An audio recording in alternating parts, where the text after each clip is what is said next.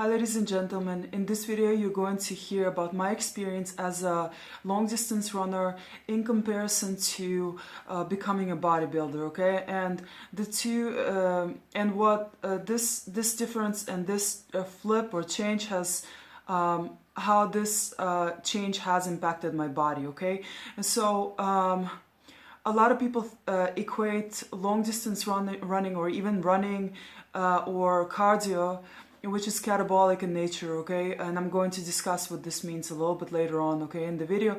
But a lot of people equate this cardiovascular activity with weight loss, okay? So more often than not, what a lot of people do when they want to lose some extra fat is they hop on the cardio machine, okay? Or they just go out and do some running, okay? But however, that's often not a good strategy if you want to lose weight and if you want to gain muscle and if you want to keep that weight loss for good, okay? And the reason being is I'm going to discuss with you why, okay, on why that is, okay, in this video.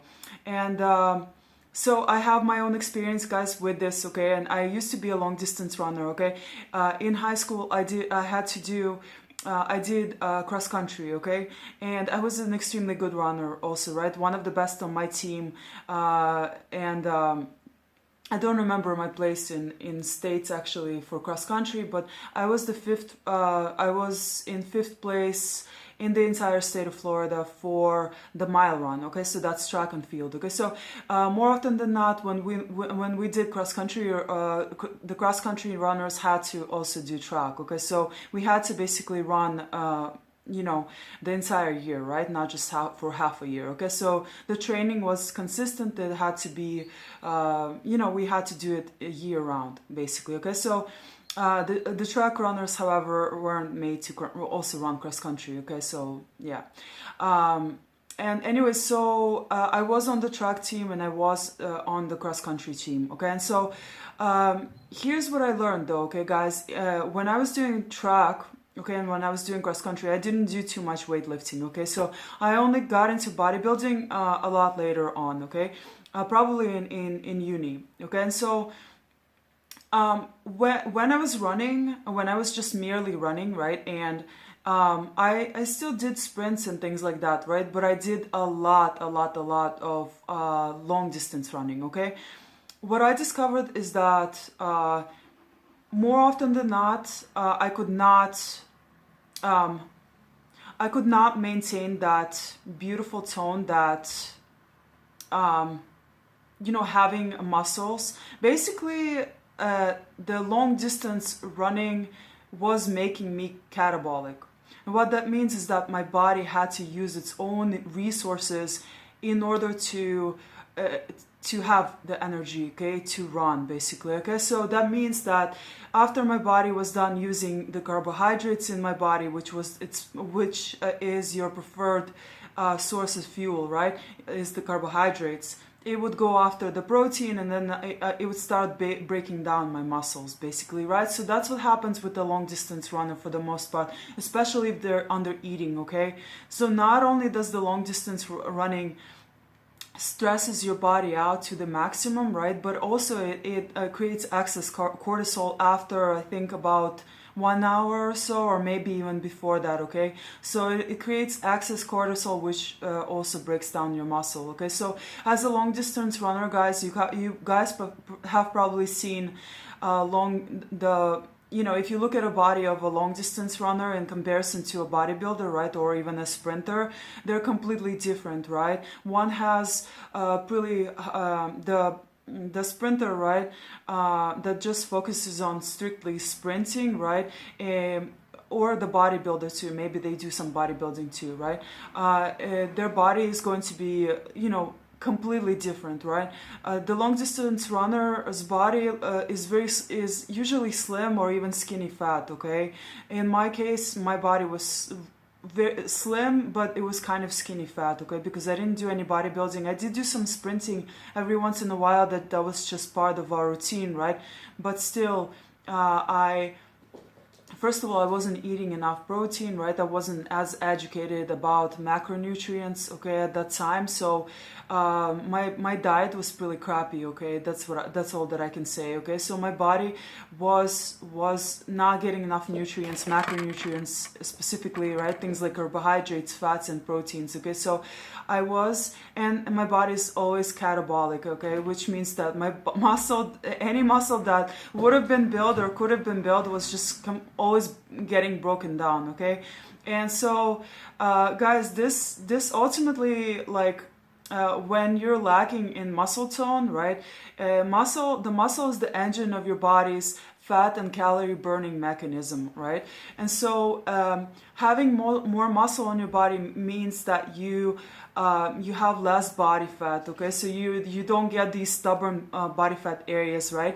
Then you have improved energy levels, okay? Then you have a stronger immune system, okay? And reduced stress too, okay? As a result, so the more muscle mass that you have on your body, the better it is for you, okay? The better your body also will look, okay?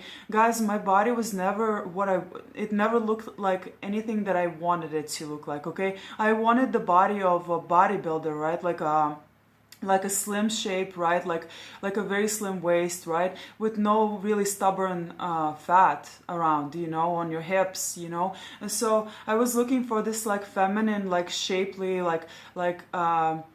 shapely look, you know what I mean? With a slim waist and not too much muscle, right? But just enough muscle, right? And so I guess a lot of women will call this look a toned look, right? And so it was not possible to get that look by just running long distance, okay? And just doing running. It was impossible to get that look, okay? In fact, the more long distance that I ran, okay, and I used to run crazy amounts of miles, guys. I used to run like 7, 8, 9 miles a day sometimes, okay? So my long distance running, the distance was out of control, okay? Because I also used running as a way to cope with stress, okay? Ironically, right? Which of course created more stress, right? And so yeah, guys, long distance running can also be very addicting, believe it or not. And a lot of, I think, long distance runners, they do have other issues in their lives, and they use long distance running. It's like their addiction. It becomes their addiction, and they get addicted to running. And so, so yeah, they become addicted to it, right? And so in turn, this kind of creates a vicious cycle that you're almost stuck in, okay? So anyways, to make a long story short, guys, I was not happy with my body when I was running. I was skinny, but I was more like skinny fat, basically, okay? So I didn't have that fit, that like firm body look that I really wanted and that I was really striving for, okay, guys? And so I was trying all these different diets, but still it didn't work because I was doing too much running. Like I said, because long distance running is catabolic and your body starts using your own muscle basically after a certain amount of time, and that means you're burning your own muscle for energy, okay? So you don't want that, okay? That's why if your focus is on building that muscle mass, okay, which is a great thing, okay, even for women, okay? Women don't have enough testosterone to bulk up, okay? The bulk, okay, is usually initially, right, as you're gaining muscle, in most cases, right, you're going to get bulky, a little bit more bulky. And the reason being is because you're going to build muscle at a rate that's faster than your fat loss is lost, right? And so your muscle will start pushing the fat to the top, okay? And so it's going to start pushing the fat, and that might create a temporarily bulky look, okay, for you. So don't freak out if you get bigger before you get small, okay? What will happen is you might get bigger, okay, because of that reason initially, right? And for guys and girls, okay, and then you're going to start getting slower because you will start as you gain more muscle, you will start losing the fat that's over the muscle, okay, and that will give you the shape that you're actually after, okay, guys? So once I started getting into bodybuilding, once I started doing less running, I began to see the shape that I actually wanted. I began to see, you know, the muscle on my body. I began to see the leaner figure, the slimmer waist, you know, so that was very beautiful, right? Anyways, guys, so how did this happen? How was I able to finally end my addiction to running? Well, guys, okay, I decided to run a half a marathon, okay, and that was, I believe I was already out of school, okay, so I finished high school, right, and I was in uni, okay, and so I think at the time I got into the bodybuilding, or maybe I got into the bodybuilding after that. Yeah, I was doing some bodybuilding already, okay, at that time, but still I didn't have the shape that I wanted, okay, because I was doing too much running. And so I decided to do half a marathon, okay, and so during that time, guys, I did the half a marathon, okay, and I made a bet, like I was very competitive at the time, guys, okay, so in the beginning of the run, right, me and this guy, we spoke, and I was like, being the cocky runner that I was, right, I was like, he was like, we just started like kind of like bullshitting with one another, and he's like, hey, I was like, hey, I'm going to beat you, like, and he's like, oh yeah, let's see about that. I'm like, okay, let's go, you know.